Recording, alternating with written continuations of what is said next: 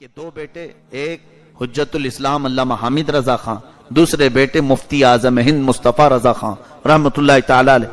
ان دونوں کے ذریعے سے یعنی مفتی اعظم ہند کی صاحبزادی بڑی بیٹی اور حجت الاسلام مولانا حامد رضا خان صاحب کے بڑے بیٹے علامہ ابراہیم رضا خان، دونوں کی شادی سے حضور تاج الشریعہ پیدا ہوئے.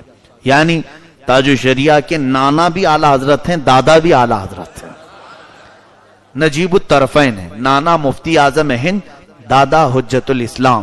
ان دونوں کے واسطے سے اعلی حضرت تک آپ پہنچتے ہیں، ماں کے سلسلے سے بھی باپ کے سلسلے سے بھی. گھر میں آپ کی عمر جب 4 سال 4 مہینے 4 دن کی تھی، بریلی میں یہ رسم بسم اللہ خانی اعلی حضرت کے خاندان میں بڑی مشہور ہے. آپ کو آپ کے والد ماجد نے کروائی تھی اور آپ کی والدہ کے پاس ہی آپ نے کتنا دین پڑھ لیا تھا. مفتی اعظم ہند کی بیٹی تھی ان کی والدہ، تقوی بچپن سے سکھایا تھا. اور ایسے تقوی کہ حضور تاج الشریعہ رحمت اللہ علیہ کے سفر میں بھی میں نے بہت مرتبہ دیکھا کہ کبھی آپ کی نماز قضا نہیں ہوتی، چاہے وہ کیسے بھی سفر میں آپ جا رہے ہو. بلکہ بریلی میں پہلے کہیں سفر میں جانے سے پہلے آپ کو بتانا پڑتا تھا کہ کہاں سے کہاں سفر پہ جانا ہے، اور پوچھتے تھے. مثال کے طور پر ممبئی سے پونا جانا ہے، پونا سے پھر آگے جانا ہے، تو انہیں بتانا پڑتا تھا کہ یہاں سے یہاں کا ٹائم کتنے دیر کا ہے، کتنے گھنٹے لگتے ہیں، اور پھر اسی کے حساب سے نمازوں کے بیچ کا ٹائم وہ سفر کے لیے دیا کرتے تھے کہ جس جگہ پہنچے وہاں نماز کا وقت ہونا چاہیے اور شہر میں نماز پڑھ کر کے چلیں. اور ایسے اوقات اگر بیچ سفر میں نماز آ جائے تو اس کو آپ رد فرمایا کرتے تھے. خاص طور پر اسی لیے ٹرینوں کا سفر کم کیا کرتے کہ اس میں اپنا اختیار نہیں چل پاتا، اور سخت مشقت اور محنت جو گاڑیوں کا سفر، اور وہ بھی یو پی کی سڑکیں اس زمانے میں اچھا خاصا تھکا دیتی. آپ لمبا سفر اپنی گاڑیوں میں کرتے صرف اس بنیاد پر کہ نماز قضا نہ ہونے پائے. یہ بچپن سے والدین کا دیا ہوا طریقہ تھا. اور پڑھنے کے وقت آپ کا حال یہ تھا کہ آپ منظر اسلام میں پڑھتے رہے. پڑھائی ان کے جو ساتھ میں پڑھے ہوئے ہیں وہ لوگ موجود تھے. گجرات کے ایک مولانا ہیں، مقبول صاحب ہیں، حضور تاج الشریعہ کے وہ ساتھیوں میں رہے. کہتے ہیں کہ پڑھنے کا طریقہ یہ تھا کہ کلاس شروع ہونے سے پہلے اعلی حضرت فاضل بریلوی کے مزار کے پاس کھڑے رہتے، اور پڑھنے کے لیے جیسے ہی کلاس میں آتے، پڑھ کر ہونے کے بعد فوراً پھر اعلی حضرت کے مزار کے پاس آتے. ان سے روز پوچھتا میں کہ آپ جانے کے وقت بھی آنے کے وقت بھی کیا کہتے ہیں؟ فرماتے کہ امام علم و فن یہ ہیں اعلی حضرت، یہ امام علم و فن ہے، تو جو پڑھتا ہوں کلاس میں وہ ان کو سنا کر کے آ جاتا ہوں تاکہ محفوظ ہو جائے، اور اگر کچھ غلط ہو تو یہاں سے مجھے اشارہ ہو جائے. یہ ان کے بچپن کا اور پڑھائی کے زمانہ میں بتا رہا ہوں. پھر جب آپ یہاں کا علم جو درس نظامیہ وغیرہ ہوتا ہے ختم کر کے مصر گئے، 1963 کی بات ہے. مصر جب تشریف لائے تو 3 سال آپ وہاں پر رہے. وہ کیسے رہے آپ کو میں بتاؤں. 3 سال تک 1963 سے 1966 تک تقریباً آپ وہاں پر تھے. 40 سال کے بعد جب حضرت کے پاس میں قریب رہا، آپ نے خود مجھے بتایا تھا اپنے پڑھنے کے زمانے کی باتیں کہ اس وقت کھانا بنانا پڑتا تھا، بنا کر کے کھاتے تھے. فرماتے ہیں کبھی پکی سبزی کھائی نہیں ہم نے، کتاب کھول کر بیٹھتے تھے اور ادھر سالن پکتا رہتا تھا، اور کبھی تو جل جاتی تھی سبزی اور کبھی جلدی اٹھا لیتے تو کچی رہ جاتی تھی. 3 سال ایسے ہی نکلے، اور ہم صرف اس بنیاد پر کہ کھانے کے لیے نہیں گئے تھے، کتابوں سے اتنی غذا مل جاتی تھی کہ اس کھانے کی کبھی شکایت بھی نہیں کی. یہ بھی بات یاد رکھیں کہ حضور تاج الشریعہ ایک بڑے خاندان سے تعلق رکھتے ہیں، یعنی دینی خاندان تو ہے ہی. اعلی حضرت اپنے زمانے کے بہت بڑے رئیس تھے، زمیندار بھی تھے. بے حساب زمینیں اعلی حضرت کی آج بھی موجود ہیں، پورے کا پورا گاؤں ان کی زمینوں کا ہے. لیکن کبھی بھی وہ مال کا غرور نہیں آیا. پڑھنے کے زمانے میں کہتے ہیں کچی سبزی کھاتے یا پھر جل جاتی سبزی. ایسے 3 سال گزرے، اور ایک وقت سنا ہم نے کہ یہاں سے ہندوستان میں اس زمانے میں جو حکومتیں چل رہی تھیں کانگریس کے دور میں، غالباً یہاں کی کانگریس کی لیڈی وہاں پہنچی تھی، اور جب وہاں پر پہنچنے کے بعد ہندوستان کے طلبہ اسٹوڈنٹس کون کون ہیں، ظاہر سی بات ہے ہمارے ملک کے بھی یہاں پڑھ رہے ہیں، تو بتایا گیا کہ ہاں ہیں یہاں پر کچھ طلبہ ہیں۔ حضرت کے ساتھ جو انڈین اسٹوڈنٹس تھے وہاں پر بتایا گیا کہ تمہارے ملک کی ایک بڑی لیڈر آئی ہوئی کانگریس کی، وہ آئی ہوئی ہے اور بلایا جا رہا ہے۔ ہمارے ساتھ بھی ایسا ہوا ہے کہ جب کوئی ملک کا پریزیڈنٹ آتا تھا تو جامعہ ازہر میں جو پڑھنے والے اسٹوڈنٹ ہیں ان کو پیش کیا جاتا تھا کہ یہ انڈیا کے ہیں، یہ فلاں جگہ کے ہیں۔ تو اسی طرح حضرت کو جب خبر دی گئی کہ ایک لیڈی آئی ہوئی ہے تو ظاہر سی بات ہے دوسرے جب پڑھنے کے زمانے میں دوڑے دوڑے بھاگتے تھے کہ دیکھ کر کیا ہے ہمارے ملک کے یا تو پرائم منسٹر یا جو بھی منسٹر آئے ہوں۔ حضرت نے پڑھنے کے زمانے میں انکار فرما دیا۔ پہلی بات تو وہ کافرہ ہے، دوسری بات تو غیر محرم ہے، میں ہرگز نہیں جاؤں گا۔ یہ اس زمانے آپ تنہا تھے جو انکار کیے، دوسرے ملنے کے لیے اگرچہ چلے گئے ہوں نہیں گئے، حالانکہ اس زمانے کی کوئی بات آپ کو کون کیا کہہ سکتا تھا، پڑھنے کا زمانہ تھا، مل لیے تو کیا ہے، نہیں، یہ تقوی ان کے گھر کی وراثت میں ملا ہے۔ اسی طرح سے میں 40 سال کے بعد حضرت کے ساتھ مصر کے دورے میں ساتھ رہا۔ 2009 میں حضرت تشریف لائے تھے مصر، جب میں وہاں پڑھ رہا تھا۔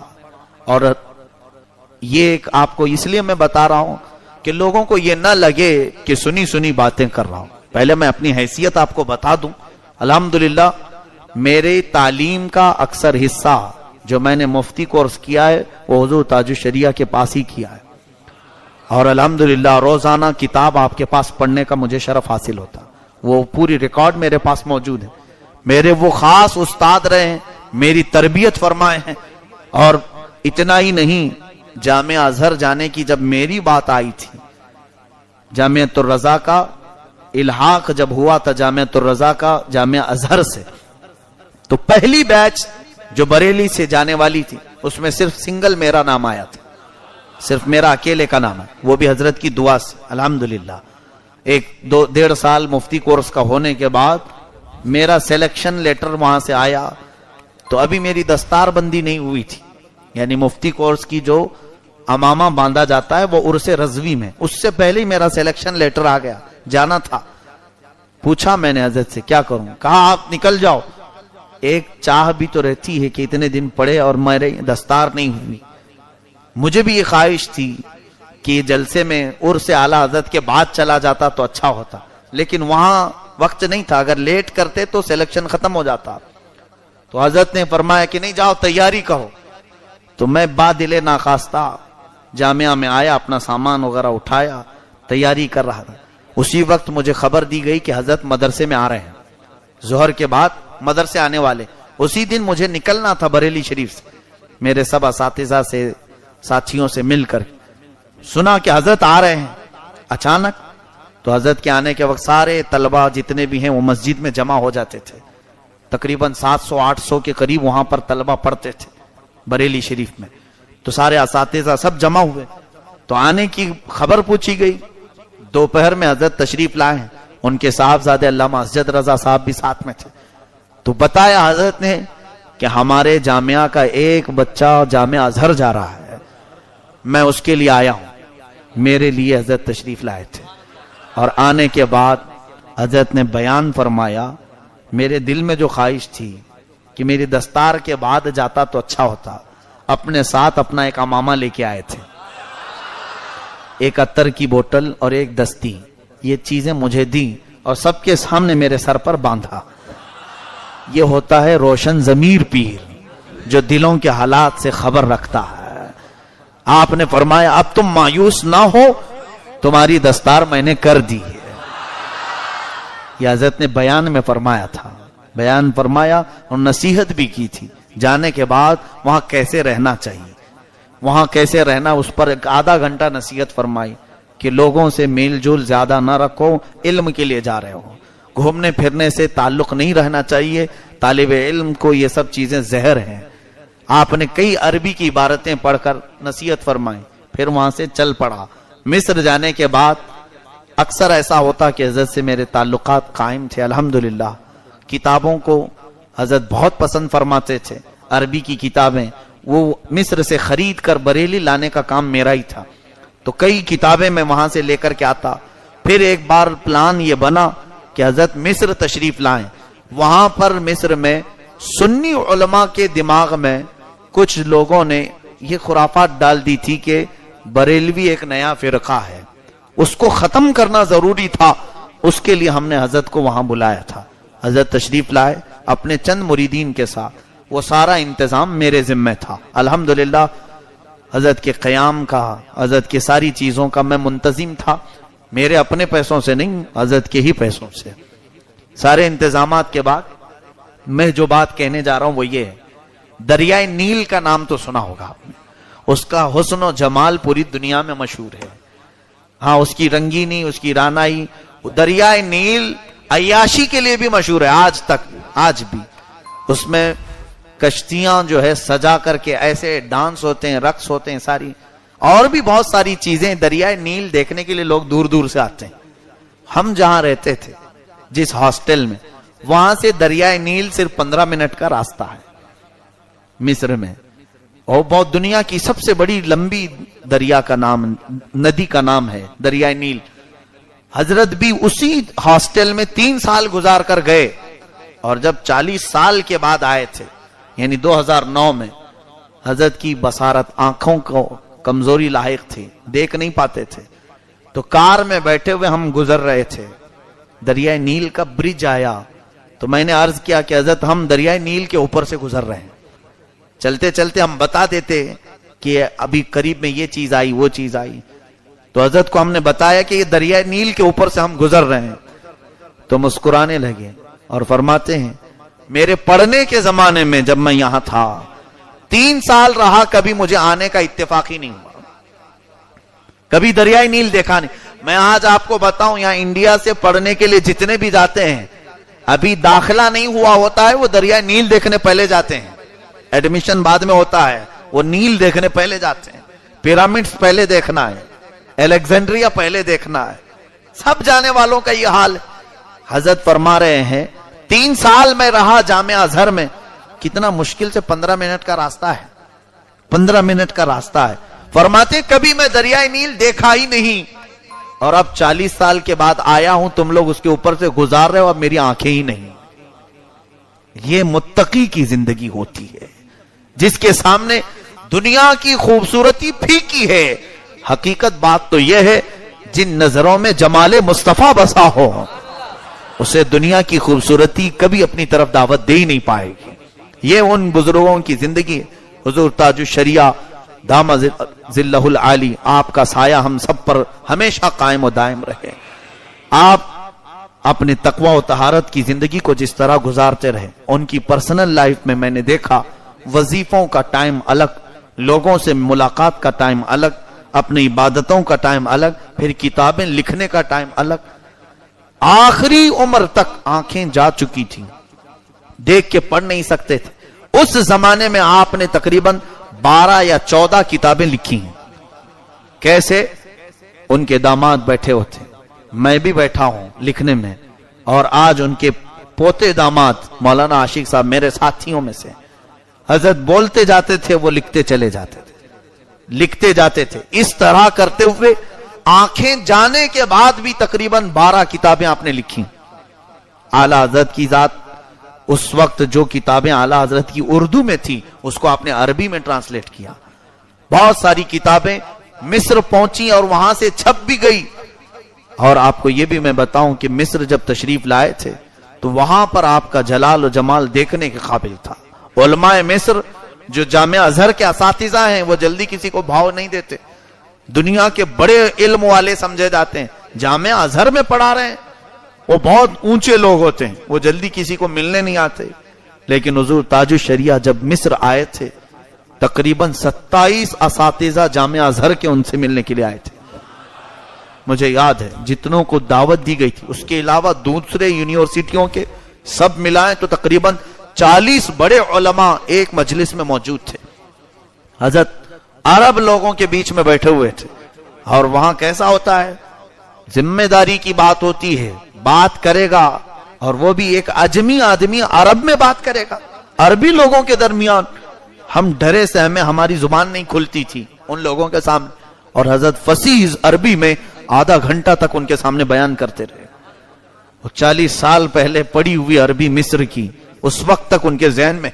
جب بولتے گئے وہ اساتذہ جو جامعہ ازہر کے وہ اش کرتے رہے. اس کے بعد مصر کا ایک طریقہ ہے, اب جیسے یہاں کیسے کوئی بھی آئے بیان کرے اور چلا جائے, وہاں مصر میں ایسا نہیں ہوتا. بیان کرنے کے بعد مقرر کو بیٹھاتے ہیں, بیٹھو, جو بیان کیے نا اس میں کچھ سوالات ہیں, ہم سوال کریں گے, آپ جواب دو. وہاں کا قانون ایسے ہی ہے, طریقہ ہے, کوئی بھی بول کے بھاگ نہیں سکتا. یہاں تو کچھ بھی بولو اور چلو جاؤ, لوگ سب سننے کو تیار ہیں.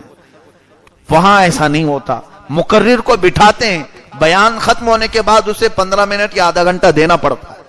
حضرت کے ساتھ بھی یہی ہوا. آپ کا بیان ختم ہوا تو لوگوں نے کہا کہ ہمارے کچھ سوالات ہیں, آپ بیٹھیں. حضرت بیٹھے رہے, سوالات آتے رہے, فصیح عربی میں ہر ایک کا جواب دیتے رہے.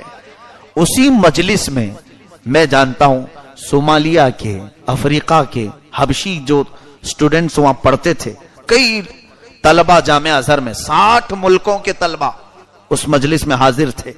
انڈونیشیا کے, ملیشیا کے, یوکرین کے, انگلینڈ کے, بہت ساری جگہوں کے جو سٹوڈنٹ بیٹھے تھے, سبوں نے حضرت کے ہاتھ پر بیعت کی. اس وقت اس مجلس کے بعد وہاں پر بیعت لی اور حضرت سے کہا کہ آپ اپنی سند حدیث کی اجازت ہمیں عطا کریں. اس پوری مجلس میں علماء پر ایک ہی رعب طاری تھا. تب ہمیں دوسرے دن سے ہماری کالج کلیہ جس میں ہم پڑھتے تھے جانے میں فخر ہونے لگا. جب ہم داخل ہوتے تھے تو ہمارے ساتھی جو مصر کے تھے وہ سب کہتے تھے اچھا انڈین ہو. پہلے تو حقیر نظروں سے دیکھتے تھے, اس کو تو عربی آتی نہیں, لیکن حضرت کے آ کر جانے کے بعد فخر سے ہم جاتے تھے, ہاں ہم بھی اسی ہندوستان سے ہیں جہاں کے حضور اختر رضا صاحب ہیں. الحمدللہ ہمارا سر انہوں نے وہاں مصر میں بلند کیا تھا.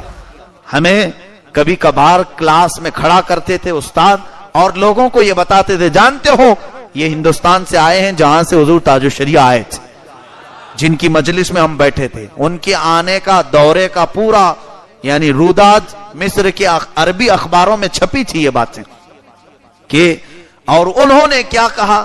ہوتا ہی ہے, ہر کوئی فضیلت اپنی طرف پھیر لیتا ہے. حضور تاج الشریعہ کا یہ تو تقویٰ تھا اور ان کا خاندانی علم تھا, لیکن دوسرے دن اخبار میں, مصر کے اخبار میں ایک لمبا میٹر, ایک لمبا مضمون شائع ہوا, یعود الفضل الی الازہر, یعنی تاج الشریعہ کو جو فضیلت حاصل ہے انہوں نے یہ لکھا کہ یہ جامعہ ازہر سے پڑھے ہوئے ہیں. ہر کوئی چاہتا ہی ہے کہ ہمارے ہی ہیں. تو یہ پہلی مرتبہ دیکھنے کو ملا کہ ان لوگوں نے بھی کہا کہ ازہر کے طلبہ جامعہ ازہر سے پڑھے ہوئے ایسے ایسے لوگ بھی ہیں. تو دوسرے دن اس کے جو رئیس جامعۃ الازہر جو بڑے پرنسپل کے مقام پر ہوتے ہیں, 4 لاکھ سٹوڈنٹ ہیں جامعہ ازہر کے, تقریباً 4.5 لاکھ کے قریب طلبہ ہیں جامعہ ازہر میں جو پڑھتے ہیں. وہ ایک پورا شہر ہے, چھوٹا موٹا ایک مدرسہ نہیں, جامعہ ازہر ایک پورا شہر ہے. 105 ملکوں کے طلبہ وہاں رہتے ہیں, 105, اور 56 فیکلٹیز ہیں الگ الگ, جیسے یہاں سائنس, کامرس, آرٹس ایسے ہوتے ہیں, اس طرح کے 56 فیکلٹیز جامعہ ازہر کے اندر ہیں. اتنا بڑا ایک ادارہ, اس کے پرنسپل شیخ احمد طیب دوسرے دن حضرت کو اپنے دفتر میں دعوت دے کر بلائے, اس میں ہم بھی حاضر تھے. جب وہاں پر گئے تو حضرت کو وہ لینے کے لیے آئے, نیچے سے حضرت کو پکڑ کر کے لے گئے, بٹھائے, اور بات چیت کے بعد ہمیں یہ ایکسپیکٹیشن تھا بھی نہیں کہ مطلب یہاں یہ باہر سے آئے ہوئے لوگوں کا اتنا بڑا استقبال ہوتا ہے. حضرت کے ساتھ ہم کھڑے تھے تو وہی رئیس جامعۃ الازہر جو احمد طیب صاحب تھے, انہوں نے ایک ایوارڈ نکالا جس پہ لکھا ہوا تھا درع فخر الازہر, کہ ازہر کا جس پر فخر ہے وہ ہم اسے عطا کر رہے ہیں. یہاں پر بھی بات ان کے ازہر کی آتی ہے, جامعہ ازہر کی, یعنی حضرت کو انہوں نے تھمایا, وہ ایک بہت بڑا شیلڈ ہے, حضرت کو دیا. ہمارے یہ پلان میں بھی نہیں تھا اور سوچا بھی نہیں تھا کہ یہ ملے گا. حضور تاج الشریعہ نے اسے قبول کیا اور ہمارے ہاتھ میں دے دیا. رکھو اس کو, کار کی ڈکی میں رکھ کر لائے تھے, مجھے یاد ہے, کار کی پیچھے کی ڈکی میں اس کو رکھوایا حضرت نے, رکھو. اور یہاں آنے کے بعد پتا چلا کہ اس کی اہمیت کیا ہے. حضرت کے پاس ایسی دنیا کی بہت ساری سندیں, القابات آئے, آپ نے کبھی اس کی طرف توجہ نہیں فرمائی. حضرت کو جب یہ بتایا گیا کہ حضرت یہ بہت بڑی چیز ہے، آج تک ہندوستان میں کسی کو یہ نہیں دیا گیا، اور سنا ہے پاکستان کے ایک عالم کو بہت برسوں پہلے دیا گیا تھا، حضرت سب سنتے رہے، شام میں اپنے قیام گاہ پر بیٹھے تھے اور طلبہ بھی موجود تھے، تب کہنے لگے سب صحیح ہے، انہوں نے بڑی چیز دی ہے، لیکن کیا ہی اچھا ہوتا کہ میرے نبی کے دربار سے مل جاتا۔ یہ ہوتی ہے ایک متقی کی زندگی کہ ان کی آس لگی ہوتی ہے دربار رسالت سے، دنیا سے ان کی توقع نہیں ہوتی، بارگاہ رسالت۔ یہ کہنے لگے کیا ہی اچھا ہوتا کہ بارگاہ نبی سے کچھ مل جاتا۔ عزیزان گرامی، اسی لیے تو کہتے ہیں ان کے آستانے پر میرا دم نکل جاتا اور ان کی خاک میں میں مل جاتا۔ یہ حضرت کے اشعار ہیں، وہ ہمیشہ اس بات کی تمنا کرتے تھے، اور ان کی زندگی کہنے کے لیے بہت ساری چیزیں۔ حق گوئی کا عالم یہ تھا، حق بیان کرنے کا، کبھی کسی کی رعایت نہیں کی، کبھی کسی کی نہیں۔ غوث پاک رضی اللہ تعالیٰ عنہ کے سجادہ نشین تھے، وہ ہمارے سر آنکھوں پر، غوث پاک کی اولاد میں سے، لیکن وہاں کے طور طریقوں کے اعتبار سے وہ ٹائی سوٹ بوٹ میں آئے ہوئے تھے۔ وہ آئے تھے، حضرت نے دیکھا، اور ٹائی کے خلاف تھے حضرت۔ ٹائی یہ یہود و نصارہ کا شعار ہے، ان کے چہرے پر داڑھی بھی نہیں تھی، تو آپ ادب بھی غوث پاک کے دربار کا ملحوظ رکھتے ہیں۔ کیسے کہتے ہیں؟ آ کر کے مصافحہ کیا اور ان سے مل کر کے صرف اتنا کہتے ہیں کہ آپ نے جو یہ لباس پہنا ہے یہ آپ کے گھر کا نہیں لگتا، آپ کے باپ داداؤں کا نہیں لگتا، اتنا ہی کہا۔ کتنی بہترین اصلاح ہے، ظاہر سی بات ہے ہمارے گھر کی بات کر رہے ہیں، اور انہوں نے یہ کہا ہے۔ آج ان کے گھرانے سے بھی تعزیت کا ایک خط آیا ہوا ہے، خط آیا ہوا۔ انہوں نے اپنے زندگی میں کہا کہ ان کے اصلاح کرنے کا طریقہ کتنا اچھا ہے، یہ نہیں کہا کہ یہ چیز حرام ہے آپ پہن رہے ہیں، یہ چیز ناجائز ہے، یوں کہا کہ یہ آپ کے گھرانے کا لباس نہیں لگتا، غوث پاک کے گھرانے سے ہوا اور آپ کے گھرانے کا لباس ایسا نہیں لگتا۔ یہ اصلاح کا طریقہ تھا۔ اور اسی طرح سے مصر میں ایک بہت بڑے محدث شیخ احمد یسری رشدی، وہ جامعہ ازہر میں بخاری پڑھاتے ہیں، وہ ڈاکٹر بھی ہیں ہڈیوں کے، اور بخاری شریف کے عالم ہیں، حافظ ہیں۔ وہ حضرت سے ملنے کے لیے آئے تھے۔ وہاں رواج کیسا ہے، وہاں پر سوٹ بوٹ میں رہتے ہیں علماء، ایک پتہ نہیں کیسا وہاں رواج چل پڑا، تو وہ بھی ٹائی پہن کر کے حضرت سے ملنے کے لیے آئے تھے۔ حضرت نے اپنے بغل میں بٹھایا، ان کے مرید نے، حضرت کے مرید نے کان میں کہا کہ حضرت یہ جو آئے ہیں محدث بخاری کے استاد ہیں جامعہ ازہر کے، لیکن ٹائی پہن کے آئے۔ حضرت نے کہا لا حول ولا قوت الا باللہ، اور اس کے بعد ان کے کان میں صرف اتنا کہا کہ یہ ٹائی یہود و نصارہ کا طریقہ ہے، اس پر میں نے ایک کتاب لکھی ہے، تو کتاب کا حوالہ آپ نے پیش کیا۔ تو وہ جو محدث تھے ابھی وہ باحیات ہیں، ہزاروں شاگرد ہیں ان کے، انہوں نے ٹائی پہلے یوں کی اور کندھے پہ یوں ڈال دیا پیچھے، اور اس کے بعد پھر بیٹھے رہے، اور حضرت سے کہا میں نے پیچھے ڈال دیا ہے، ٹائی لٹک نہیں رہی، ابھی گلے میں بندھی ہوئی تھی، پیچھے ڈال دیا ہے۔ حضرت نے فرمایا پیچھے نہیں گلے سے نکال لی تھی۔ اس وقت تک یہ نہیں کہ ایک بہت بڑے عالم دین آئے، انہوں نے یوں اپنی ٹائی نکال دی، یہ ہمارے سامنے کی بات ہے۔ اور فرماتے ہیں اگرچہ میری تحقیق الگ تھی، میں اس کو یہود و نصارہ کی شعار نہیں سمجھتا تھا، لیکن شیخ اعظم کے احترام میں نے اس کو ہمیشہ کے لیے نکالا۔ انہوں نے نکال دیا، اور پھر حضرت کا ہاتھ پکڑے، ہاتھ پکڑ کر کے کہنے لگے آپ جس بات کی مجھے تلقین کرتے ہیں میں اس پر اپنی تصدیق کرتا ہوں، اور یہ کہتا ہوں قبلنا علی ملت رسول اللہ، رسول اللہ کی محبت پر ہم نے آپ کو قبول کیا ہے۔ یہ ہم نے وہاں پر حق گوئی کا مظاہرہ دیکھا۔ لوگ ڈرتے ہیں کسی کو بولنے کے لیے، لیکن آپ نے حق بیان کرنے کے لیے کبھی کسی کا چہرہ نہیں دیکھا۔ دوسروں کی بات تو چھوڑو، ان کے خاندان میں سے بھی اگر کوئی ذرا برابر مسلک اعلی حضرت سے ہٹا تو آپ نے اس کے خلاف بھی اپنی زبان بھی کھولی، قلم بھی۔